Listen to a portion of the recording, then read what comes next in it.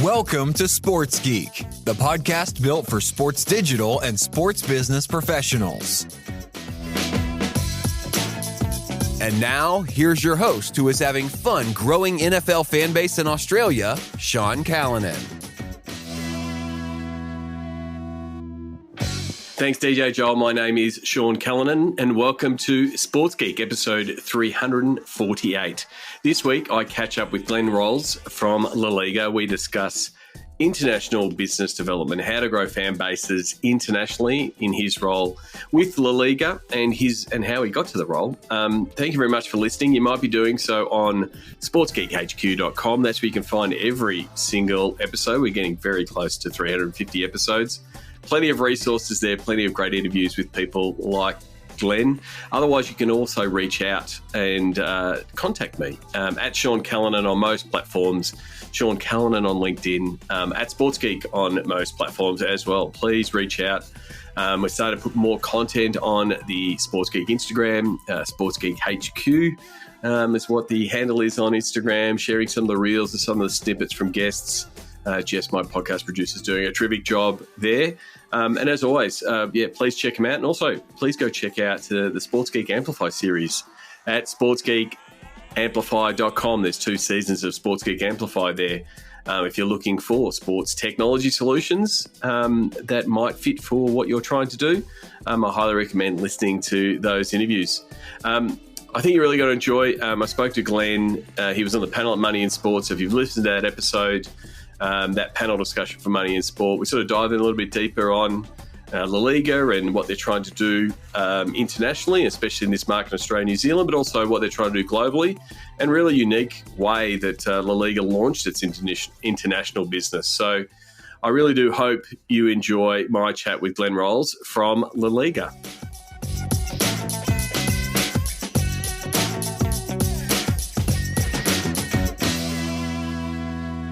Very happy to welcome back. I spoke to Glen at Money in Sport, but I invited him back for a podcast. Glen Rolls, he's the International Business Development for La Liga for Australia and New Zealand. Glen, welcome to the podcast. Thank you, Sean. Thank you for having me. No problems. As I normally do, I always like to find out people's start, how they got into the world of sports. How did you find yourself in the world of sports business? So, the world of sports business and the world of sport, probably 2 different things, right? I grew up in New Zealand in a very, you could call it a small city or large town of around 40 to 50,000 people. Growing up in that part of New Zealand, playing rugby union as you do, it's kind of a religion in the whole country, right? So I mean that's kind of my introduction to sport, and then very similar to Australian kids growing up, you're playing, probably rugby, union rugby league or football in the winter and then cricket in the summer. So all the kids growing up in this part of the world are very sporty, have the access to a lot of space, to try their hand at a number of different things. So I grew up playing heaps of different sports, played a bit of football as well, but stuck mainly to rugby. And through that, I was able to, get a gig over in Spain, actually, playing rugby union. So that was my kind of introduction over to European life, and kind of through professional sport, you could call it. Over there, had 10 or 11 years living over in Spain. So signed a deal for 6 months, I remember, and ended up loving the Spanish lifestyle so much that I ended up staying on a bit longer so as I said, 10, 11 years over there, probably overstayed my welcome a bit too long.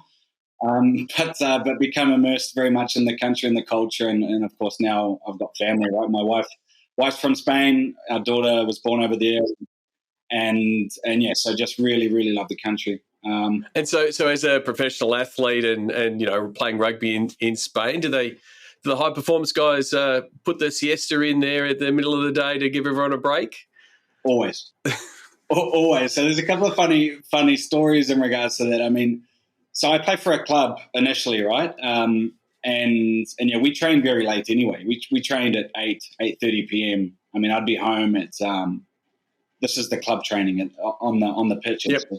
And I'd be home at 12:30, 1 a.m. and people would be having dinner at that time before they went to sleep. Obviously, a few of the Anglo-Saxon kind of folk would have dinner before going to training. But yeah, always having training so late, it didn't matter. There was no conflict with the siesta. But then after a few years, I actually I was eligible to play for Spain, the national team. And through both playing in 15s and 7s, in 15s we would have, training camps and whatnot. The whole structure of the day would be based around the siesta and lunch and the siesta.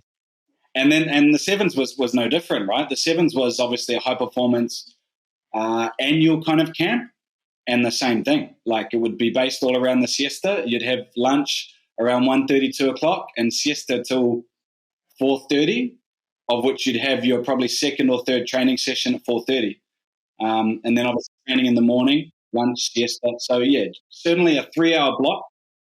That was your day based around that. Trainings on either side. So you could not touch the siesta. It was sacrilegious, right? And of course the living over there is the same. So the shops close and whatnot in that time, and it's very much a family time with lunches and whatnot.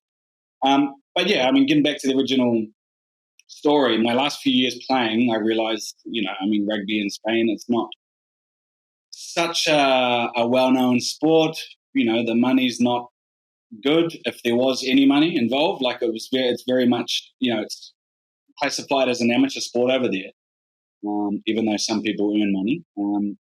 So yeah, come to the realization that it wasn't going to last forever, and it wasn't, exactly going to set me up for the long term. So wanted to always work in sport, even when I was studying back in New Zealand.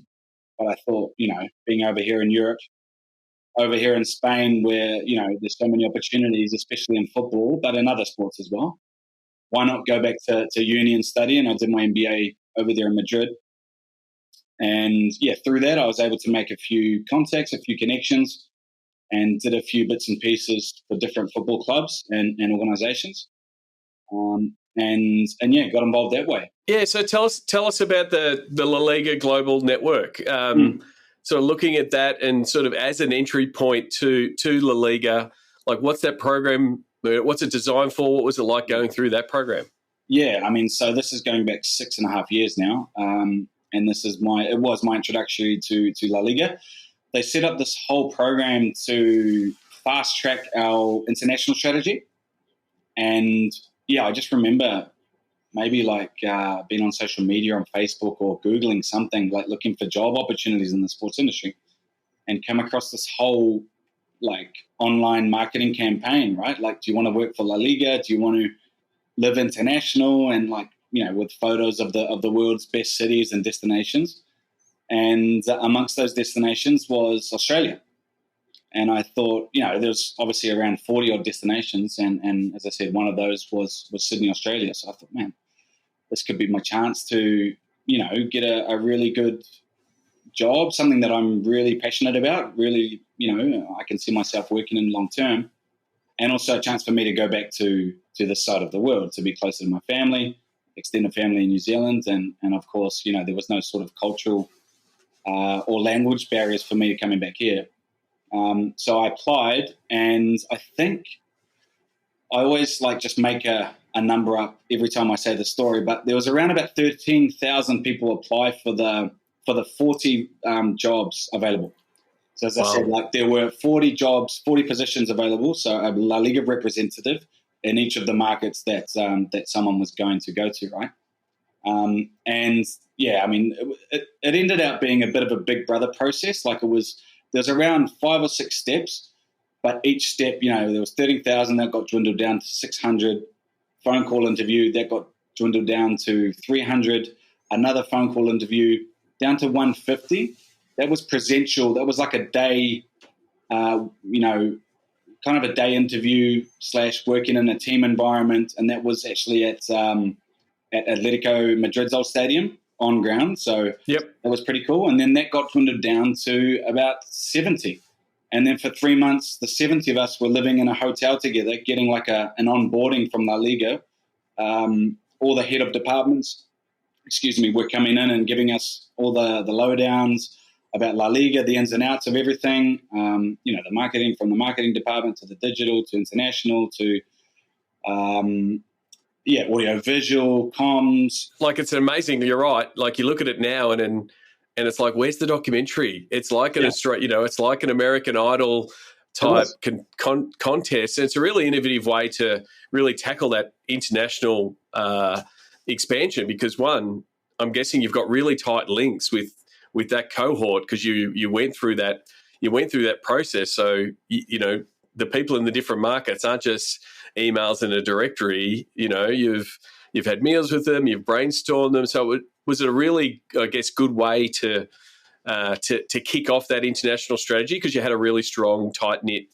international team, even though they were on all parts of the world? 100%. So for a number of reasons, right? So we were, in fact, living together, as I said, 3 months together under the same roof, albeit a hotel environment. It was kind of like a reality TV, although there were no kind of episodes. We were getting filmed the whole way.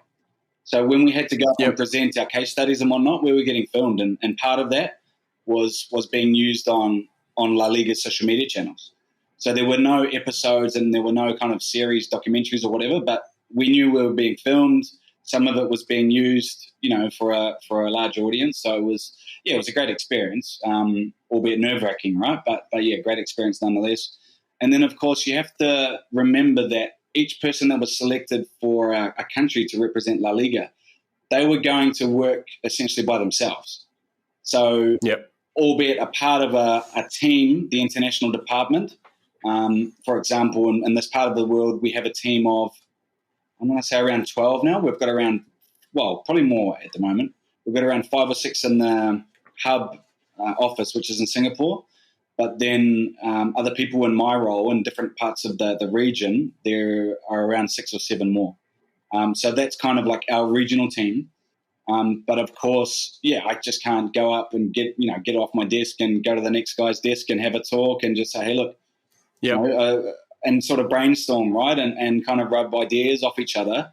You have to actually have that relationship installed to have the confidence to pick up the phone and call these people like at all hours, because we do work at all hours as well, right? Like, it's not a typical 9 to 5 job. Half of my working day is when Spain wakes up. So they say the Spanish kind of sleep in a wee bit, but everyone's in the office at 8 a.m., 9 a.m. Spain time, and that's around at the moment 5 p.m. here. So you've nearly reinstituted the siesta here in Australia. You probably just need to have that afternoon nap to prep you for those Spanish calls later in the evening. Yeah, I'm not so lucky, unfortunately, but I could certainly take that to HR and make that and certainly pitch it. But so that's kind of how I got introduced to La Liga, and it was a great experience, right? This whole global network process, it was fantastic.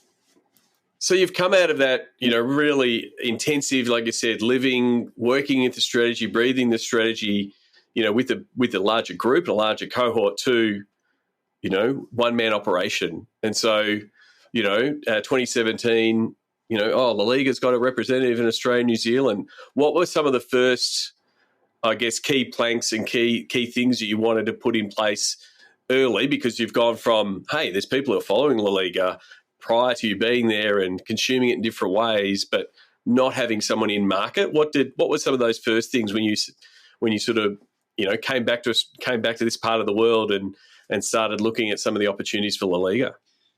Yeah, I think everything, especially in those initial months and if not years, we had to base our own individual strategies off our global international strategy, right? And set the underlying principles of everything. But of course, funnel that down to market. So, and that's the great thing about having someone on the ground in each of the different markets, globally. It's because, yes, we do have this global international strategy, but parts of it may not certainly work in Thailand or Peru or different parts of Africa or the Middle East. So, of course, every individual had to make their own plan and strategy moving forward. But as I said, always reverting back to the overarching plan that we had globally. So, yeah, I mean, it was so long ago now, but I think that the initial things, as you can imagine, you're new to a country, you're new to a market. Of course, your brand's known somewhat, but you have to make people know that you're there and physically on the ground. So, I mean, the first things that I did was get in touch with their broadcaster, and Yep. they were briefed initially, but of course, face-to-face meetings and say, hey, look, this is what I'm doing here. This is what I'm planning to do. What can we do together? What are some of the assets that you have, some of the assets that we have that we can, sort of pin together and make this thing grow here? So that was, of course, one of the main principles or main key areas. As well was just getting in touch with stakeholders, especially, primarily for ourselves was football. So it was contacting the local league and local clubs as well, and just say, look, we're here on the ground, and we always said from the start in each of the markets that we went to that we didn't want to be cannibalizing the local product. We wanted to be seen as an ally to local sport, to the sports industry, but especially to football. And we wanted to be helping, the local leagues and the local professional football in each of the certain markets grow as well. So, yes, a lot of different meetings with different players and different stakeholders, as I said, firstly with football, but of course with other sports as well. But also, to learn from them and just to see what they were doing in this market as well, right? And of course, I think, especially if the sports industry as a whole grows, then of course we're going to grow. But as football professionally grows in each market, of course La Liga will grow with it. So that was our, I guess, catchphrase, when we went to certain markets. And of course I did the same thing here in Australia. I mean, I think from that time of you starting out, even just the changes in the Australian and the New Zealand sort of streaming and broadcast market, has vastly changed. Like there's far more players now in market. La Liga is now partnered with Optus, which has really, pushed a lot of its chips in around football. You want to talk a bit, why Optus and how that partnership's, how it's working and the fact that, the scene, the broadcast scene just keeps changing so rapidly? Yeah, I mean, firstly, on I guess the panorama of the audiovisual scene in Australia, you're right. Like 6-7 years ago when I first arrived, just thinking OTT-wise, sport-wise, I don't think there was anything. KO hadn't been launched yet. It was Fox Sports, mainly on satellite TV. Of course, there were, Netflix and probably just Netflix, to be honest, back then. And then, as you said, that quickly changed basically overnight, right? And a lot of the strategies of those platforms and those broadcasters had to change along with it. That was, again, very key having someone on the ground to understand the evolution of the market and analyzing certain changes and where we need to be and how we need to promote ourselves and on what platforms and to what audience, et cetera, et cetera. So, of course, we're in our second year with Optus Sport now, who, I mean, talking about OTT, they are 100% OTT, right? It's Optus as a telco, it's Australia's second biggest telco. There's obviously two giants here, and they are second, I think, closely behind first here in market. And they started with their own sports OTT a number of years ago, starting with, the World Cup and of course, with the Premier League. And I think they were looking to beef up their platform, and I think the opportunity arose for us to jump on with them. And I think it's been a great decision from both organizations. Certainly from our point of view, the way that we want our platform to be promoted and the content that goes along with that to showcase the whole league. I think it's been very successful, and I think they're doing a great job. And on top of that, I think it's Australia's only football platform, 100% dedicated to promoting football content. Does that align with like what you see as both a La Liga fan, but also an Australian fan of La Liga, in that they can't get enough of football, and so they do have an A-League team, but they're also following a team or they're following the Premier League, and then they also, a star's just moved into La Liga, so they're either following the star or following the player. Is it that real avid fan that is your core audience here? Yeah, I think that's the core audience for most people. Well, in my opinion, certainly, right? I mean, you have your fans that just watch, religiously watch your content, watch La Liga because they grew up being a Real Madrid fan or a Barcelona fan, Atletico, Seville, whatever, yep. right? And that's kind of like, we always say with football, sometimes your teams aren't chosen for you, right? It's kind of handed down from generation to generation. But I think here, with Australia being such a multicultural but also multi-sport nation, it's certainly different to say England and, I'm just using two countries as an example of like pure football countries, say England and, Argentina, right? Where a lot of those people will just be diehard one team.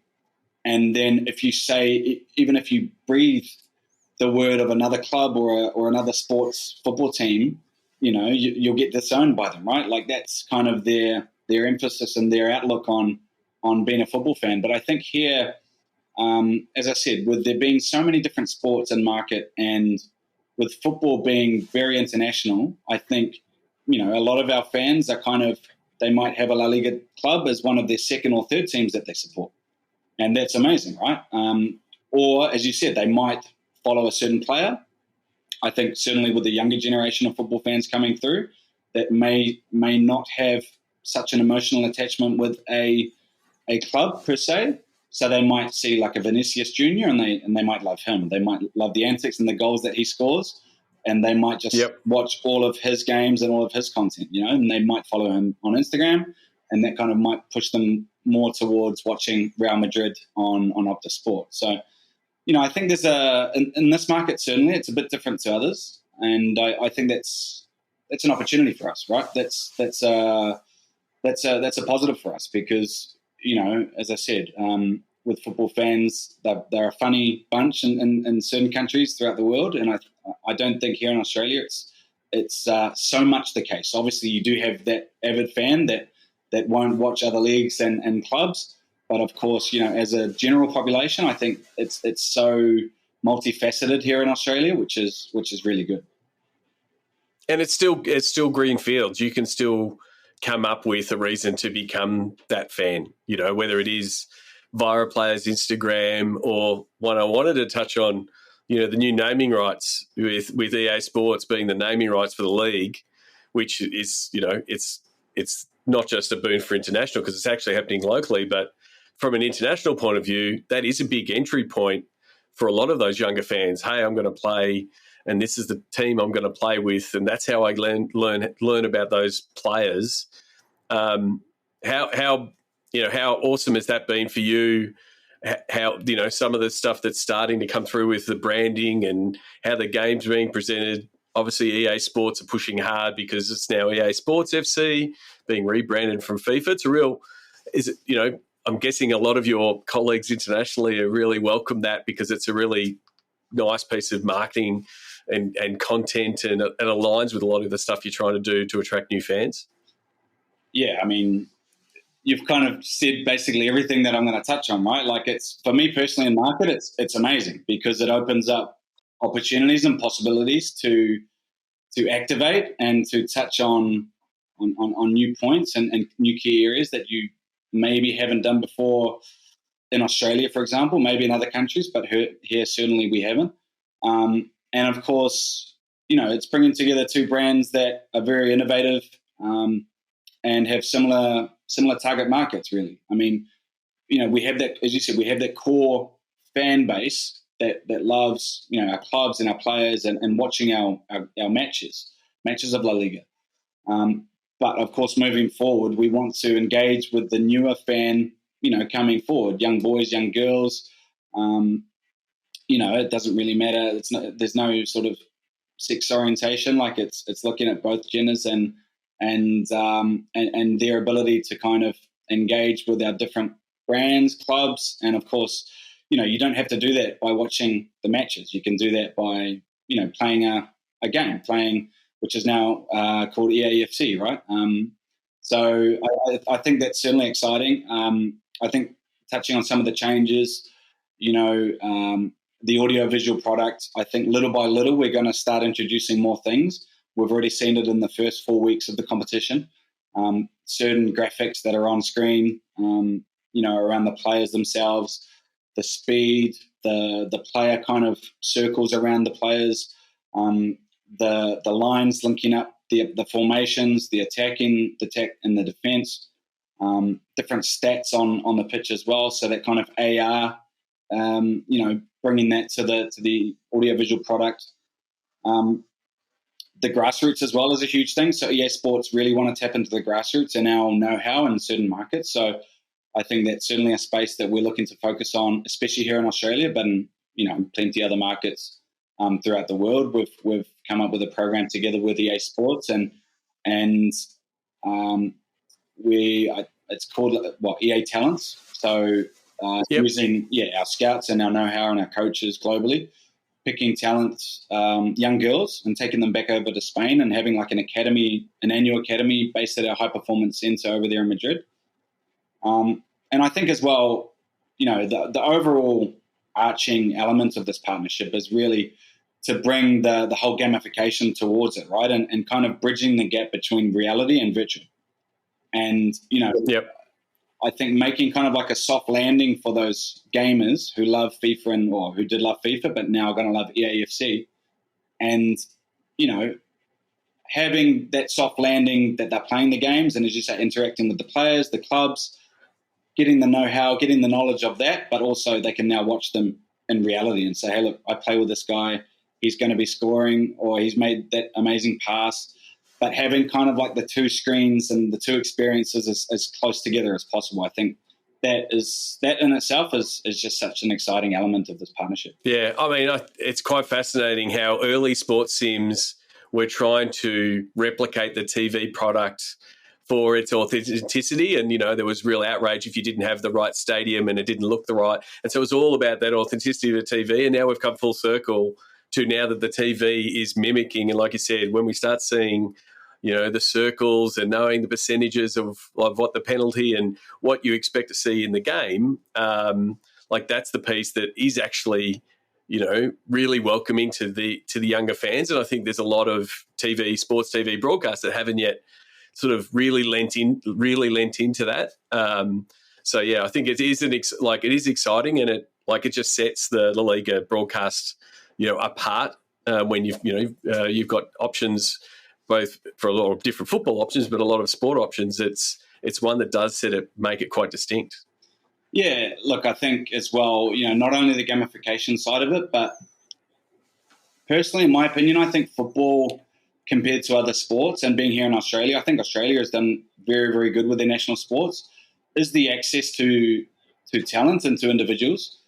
So, football and footballers, you could say, have just been put on a massive, not going to say pedestal, but obviously throughout with the commercialization of it and, the commercial elements that we're talking in football, it's massive, right? So I think with that comes a great deal of, no, you can't talk to so-and-so because, he's not available or due to security reasons or whatnot. So I think part of what we're trying to do, and it might not sound new to sports fans here in Australia or potentially the States, but it's very much new to football and especially in Spain, is having those halftime interviews, changing shed content, pre-match talks from the coach, halftime talks from the coach, interviews right on the spot there with players, and not only players and coaches, but also talent that are based over there in Spain. So it could be actors and social media personalities as well. So I think bringing all of those elements in together really taps into a larger audience base as a whole. And that is a very different strategy especially in the football world. Because the football world, for as much as it's in pushing innovation, it's still very much, go through the manager, the players only are accessed here, and whether it's a pedestal or protected, they're very much shielded from that. Whereas, in the US, in different other markets, there's always a microphone in the place. The access for media is is higher. And I think probably, social and digital has broken that down. The football stars are still big football stars, but it does bring in more audience. The other thing, you were lucky enough, it was one of the things to discuss at the Liga event you invited me recently was, I guess, the success of the Women's World Cup here and the momentum and the goodwill. And, you were lucky enough to go to a couple of games. Is there, you go to those games and, have an absolute ball and it's great to be there. But with your La Liga hat on, how can you take advantage of, that momentum and that goodwill around football? Is there a way for you to sort of ride that wave? Yeah, I mean, that's the question that my bosses ask me all the time, right? Like, it's how can we tap into the recent success here? But, I think firstly, and I have to start by saying, what a great event it was. It was not that I had my doubts. With Australia, I certainly didn't have my doubts. But with New Zealand, just with it being such a rugby union focused country, I thought, and without seeing anything on the, local media and whatnot, I was like, man, do these people know how big this event is going to be and exactly the eyeballs that it's going to bring the country and the tourism as well, right? Like, it's bringing an economy for both countries. But I think in the end, New Zealand was able to grasp the occasion, and they did a fantastic job as well. So, yeah, I mean, congratulations to both countries for hosting such a great tournament, and of course to FIFA for the organisation and for putting it on as well. I think just looking at the success that it had, the push that the Matildas had as well with their success on the pitch, with the Spain women as well doing so well, I think it was a really good entry into it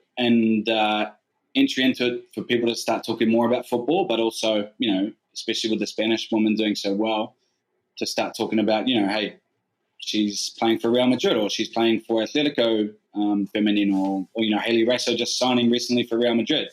So I think that certainly opened up people's eyes to what was going on in Spain and over there. But I think, on the back of the success, how can we tap into that? It's $1 million question. I think not so much has changed in terms of our strategy. Before the Women's World Cup, as I said, we're certainly looking at different elements and different programs for young girls and women moving forward. So that wasn't so new. In the last 2 to 3 years, especially, we've created a number of different programs at the grassroots level for both boys and girls. And, of course, having that facility back in Spain, which was opened only a year ago, and having, the ability to host stages of different levels, whether it be high performance or, the participation level, we can now do that at our own facility over there, which is really cool. But also bringing over expertise from Spain and bringing them here to market to, I think help with the demand that I think has been there before the World Cup, right? So I think, as you know, football is the most played sport by a long way here in Australia, and that's nothing new. But I think on the back of this World Cup, it's just going to amplify, especially within the youth ranks, boys and girls. But of course, mainly with girls, right? And especially I think just something that's very interesting to note is the involvement of government here with women's sport, and that's becoming more prevalent, right, as we go along, and I think that's going to trickle into football. In Melbourne, there's the example of the home of the Matildas. They've just recently opened that. So it's about, how can we get on the ground here and do something meaningful and bring our expertise and make an impact as well, because, of course, everything we want to be doing, we want to be putting La Liga stamp on it, which means quality. It means, creating something that's impactful and that's going to help local football. So I think that's certainly something that we're looking to do, and that we'll hopefully do sooner rather than later. Yeah, but it's also just that, like, I think there is that long-term upside that we will see down the track. That's hard to track now. We're still in the post, the glow of the tournament, but things like, Matilda star Hayley Raso signing for Real Madrid, like how many, young boys and girls are now Real Madrid fans because she signed. because they're following her on her Instagram, and all of their accounts grew, and like we were saying before, that's their way into the league. And then it's from your point of view, it's how do you harness that? How do you get more Hayley Raso in front of them, but also understand what the whole league is. So Sure. yeah, lots of opportunities there, and yeah, I think there will be a lot of fans following Hayley Raso because she was amazing during the tournament. Yeah, no, for sure, 100%. You would know. I mean, you were lucky enough to be living in Spain, but Aussies and Kiwis love their sports, and they love their travel. Do you have a lot of fans from this part of the world making the trip or the pilgrimage to some iconic La Liga venues? Yeah, look, I mean, I wouldn't say it's something we keep tabs on, to be honest, if I'm totally honest. Yep. It would be great if we could. But I certainly think around every time that Aussies and Kiwis want to go to Spain is kind of off season. Like it would be kind of right at the start of the season or right towards the end. Yeah. You kind of don't really want to go, well, unless you go certainly for a match. Yep. It's the certain thing to do as a tourist here. You want to go and chase the good weather. I mean, an example of something we do with our broadcasters everywhere in the world and with Up to Sport we have the La Liga experience. Yep. So we have a whole department dedicated to this whole thing. It's part of our audiovisual department, and they offer their broadcasters the chance to give 2 to 3 experiences to either competition winners, subscribers, or, talent or personalities that they want to take over, right? So that's something that we do every year. Last year, Optus used 2 personalities. So one guy was a chef off MasterChef, and another young kid was a YouTuber. And they went to the Cadiz, I think it was Cadiz, Real Madrid game in Cadiz. And that was when, Awer Mobil had signed for Cadiz, and, we had an Australian playing there. And, I mean, they do a whole lot of different things. So it's not just watching the 90 minutes of football. The department set up experiences and days planned where they go to see the local, food and wine and maybe nightlife and do certain things that are typical for that region. And then, of course, it's all getting filmed, right? So we're using that as content as well to kind of, use the platforms of those local people to localize the content and kind of showcase, what match day experience is like in Spain. I can say because I was lucky enough to be in Spain and saw Ronaldo score a hat trick, live, and just again taking in the experience from being at I've been to events in Australia, I've been to events in the US, and it's culturally very different. And then a week later, I was lucky enough to see Messi when he was at Barcelona. So like to take in. Like, again, for me, it was like, well, I'm in this part of the world and there are matches on. I can't not go. Like, you've got to tick these boxes off. And when there's, 2 of the icons of the game were playing, I couldn't say no. But, yeah, it's a fascinating one when when you are a fan, you get to go. How different is of an experience, how much it's very much embedded in Spanish culture. I certainly think the sports tourism has grown from this part of the world. And, again, I don't have figures and we don't keep tabs on it, but it's certainly like, as you said, like bucket list now matches that people, when they're over in England, for example, seeing family or Italy or whatever, they can just make a quick trip over to a Madrid or a Seville, Valencia, Barcelona and go see a match. The one thing I will say though, and the great thing about La Liga experiences, it just doesn't focus on the experience in Madrid and Barcelona.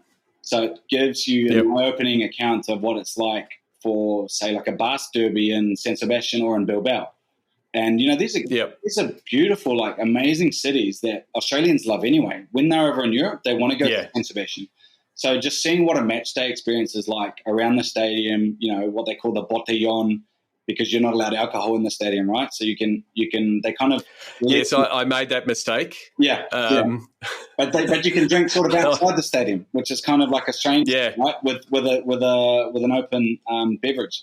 And, the differences of a Basque derby to like a Madrid derby to a Barcelona versus Espanyol in Barcelona, or down in the south in Seville. Like I still haven't been to a Seville derby, and that's my bucket list game. Betis, Sevilla in Seville, I think that would be like, it's certainly at the top of my list, but I think that would be one of the most cool experiences, because down there, just it's lived the vibe and the culture and the alegría, as they say in Spanish, the happiness of the people is just a bit different to maybe the north of England, right? Like it's just a bit, certainly a bit of a different experience. So. Well, Glenn, I really do appreciate you coming on and sharing, your thoughts and stuff around La Liga. I want to finish off with the Sports Geek closing 5. Do you remember the first sports event you ever attended? Look, as I said, growing up in New Zealand, it was a Hawke's Bay Rugby Magpies game. Yeah. And actually, I think it could have been against the British Lions. I probably should be asking you your tip for the Rugby World Cup that just kicked off a couple of days ago. No idea, mate. Not a Scooby. Yeah. France, because they beat us. France? Yeah. They did beat the All Blacks in a bit of a shock to open the tournament. Yeah. You would have been a bunch of different sports events. Do you have a favourite food, or is there a go-to La Liga cuisine when you would go to a match? Can I say 2? Yeah, you can. Of course you can. Look, simple man with simple taste, right? So in New Zealand, you can't go past hot chips and tomato sauce. Yep. Yeah, I mean, it's not special or anything. I will say, though, being a part of the football kind of fraternity here in Australia, going to NPL games here, amazing. Because obviously it's the ethnic clubs, and you can taste the different food from the different regions of the different, parts of the world as well, which is great. But over in Spain, watching football, you can't go past pipas. Do you know what they are? You probably do. You probably don't. No, I don't know. Just, I think they are sunflower seeds, roasted sunflower seeds. Okay. Yeah. Yep. Which sound horrendous, and they are. They're so dirty because people will just be like, have a massive bag of sunflower seeds, and they'll just be eating one by one and just throwing the shells on the ground. Yep. And that's very Spanish. Yeah, that's a tradition a little bit in US baseball as well. Okay. Where you'll be walking down the aisle and you'll see all the seeds. Yeah. Like you said before, you're working in all hours. What's the first app you open in the morning? It was Twitter, right? Because I like to go to Twitter sometimes to get my world news. But recently, it could still be Twitter. Yeah. But like the Spanish newspaper apps as well, I usually go to, like the Marca and Marca in Madrid, and like Sport and Mundo Deportivo in Barcelona. So that probably, those along with Twitter are the first things that I open. Yep. And is there someone that either you follow or an author that you've read that you suggest the podcast listeners should check out? Look, I mean, to be honest, I haven't been a huge reader. That's probably one thing that I need to do more of, is read more books, because I know that you can gain a lot of knowledge and yep. But so where do you get your info or inspiration, or when you're looking for something? Look, I was going to say, like, a book that's probably common to most is Legacy by James Clear, and you would have heard of it. It's I think an English author. I'm not so familiar with his other work, but he's an English author, I believe, that wrote a book about the All Blacks and the culture of that team, and how they were able to be successful for so long, and I guess how you can sort of take that and put it into everyday life in the business world. I think that's a really cool book. It is definitely, I think it has been nominated before. It's very much behind the Clean the Sheds ethos behind the All Blacks.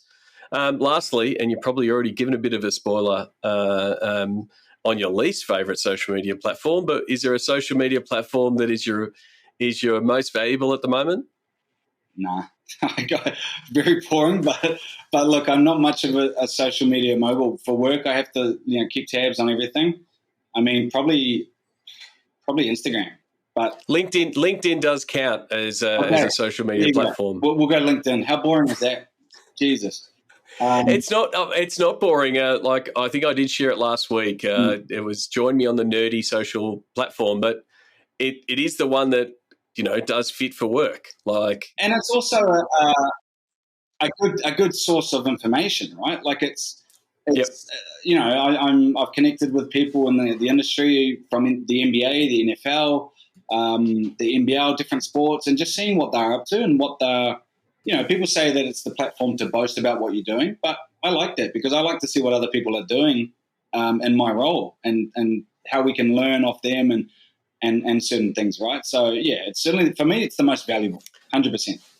Yeah, it is. I mean, and you mentioned that Dan Latorica, who was on the podcast and runs digital at the Hurricanes, was asked that. He goes, I should post more on LinkedIn, but I don't want to be a braggart. How do I do it? And I just said, well, you don't have to brag, but you should be sharing your success. You should be saying, hey, this worked really well. Or, like I think I did say, you share here's our new naming rights. Look at this, sizzle reel. Like, you need to be able to share that so then people know about it. But then, there is a good place to share, hey, here's an article I saw, here's my take on it, or commenting in it. And it has become a pretty, touch wood, a good place for that professional development, that conversation. So, yeah, it's not, I don't think it's boasting too much. I've been obviously using it for many years.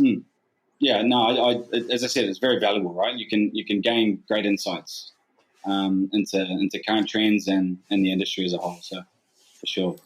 So thank you very much, mate. I will share your LinkedIn details. And please, if you've listened to this podcast and enjoyed it, please reach out to Glen. Tell him you've listened to the podcast and follow the Liga. Keep an eye on what it's doing. But thank you very much for coming on the podcast. Thanks, Sean. Thanks for having me. Cheers. Learn from the Sports Geek Amplify Season 2 cohort. Trajectory, Extenet, SeatGeek, Sponsor CX, and Stats Perform. For more, go to sportsgeekamplify.com. Thanks again to Glen Rolls. You can connect with him on LinkedIn. We will share his LinkedIn details on the show notes. The show notes can be found at sportsgeekhq.com/348. And as I do every week, if you've listened to the episode and you enjoyed it and you haven't connected with Glen, please highly suggest you do so. Please just let them know that you listened to the podcast. What did you enjoy? What were the insights that you appreciated? It really does help. I love it when my podcast guests get recognised and get some feedback from you, the Sports Geek listeners. Before I wrap things up, I just want to touch on one thing that seems to have come to the fore with a few different people and a few people reaching out and seeing a few horror stories out there. And it's the one around securing your digital assets. Specifically around Business Manager, the Meta Business Manager and Business Suite. It's a complex tool. It's probably too complex. It's probably a little bit overcomplicated. It keeps changing all the time. So I know why sometimes things get into a bit of a mess or into a bit of a knots. But one of the things that we've found, you can make sure that your digital assets are secure. Like, are you making sure that you won't lose access to your Facebook page? You won't be hacked into. You won't lose access to your very valuable Instagram account, or you won't lose access to be able to advertise to your fans. All of those things that get wrapped up in Meta Business Suite or Meta Business Manager, depending on which version is rolled out to you. I've got a bit of a quick poll, and if you answer yes to any of these questions, you really should give me a call. Is your business, your company, your team using grey accounts? So are people creating separate Facebook accounts to be able to do social media management in your business? Are you adding external parties like agencies or freelancers directly into your business manager? Are you inviting staff on their personal emails and not their work emails? Do you even understand the difference of that? Are you allowing agencies to run ads for you without any visibility of those ads? So you can't see those ads. Do you only have one business manager admin? Do you have pixels on your website that someone else created and they own? Do you not know why you should have two-factor authentication set up? Or are you just still not using Business Manager at all? There's just a few things, and I could go in a lot of depth on some of the issues around those questions. But if you answer yes to any of those, or you're just unsure, are my assets secure? Are my Meta assets? Are my Facebook, Instagram, WhatsApp, Facebook ads accounts, are they in danger? Please, if you've answered yes or you're not sure, and that's the thing, a lot of people wouldn't be sure, please reach out, Sean at sportsgeekhq.com. Happy to give you an insight into what we do from a digital audit point of view. looking across, we start with Meta, but looking at Meta, also looking at Google and making sure those assets, because it's a very similar case over there. What does your Google Analytics look like? Are your YouTube accounts secure? Those kind of things. Google My Business. There's all of these different digital plumbing that you need to make sure is in order. Happy to discuss what we do from a digital audit point of view, look at the risks, and then if there is some remediation required, we can dive into that. So it was more of it's probably something you should be doing on a yearly basis, just checking and making sure you've got everything right. Because what we've found, I guess the maintenance and security of your marketing channels sometimes sits with the marketing department, digital department, and sometimes sits with the IT department and the IT and security people, or sometimes sits in the middle and no one manages it. And you're left in the scenarios where, we've been called in to come in and fix something like a marketing manager leaves and they decide to remove themselves from the assets. And then lo and behold, no one is an admin of your pages anymore. And guess what happens then? Your pages goes away and you have to figure out a way to contact someone at Facebook to get it back. And that's not something you want. So please, reach out, Sean, at sportsgeekhq.com, or go to Sportsgeek HQ and click the contact or phone call buttons. They're all available there. Until next episode, my name is Sean Callanan, and you've been listening to Sports Geek. Looking to help your digital or sponsorship team? Book in for a Pick My Brain session with Sean Callanan to help your team level up. Book now at sportsgeekhq.com/pickmybrain. Want to help drive more revenue from your digital efforts? Book a time for a call. Go to sportsgeekhq.com/phone call.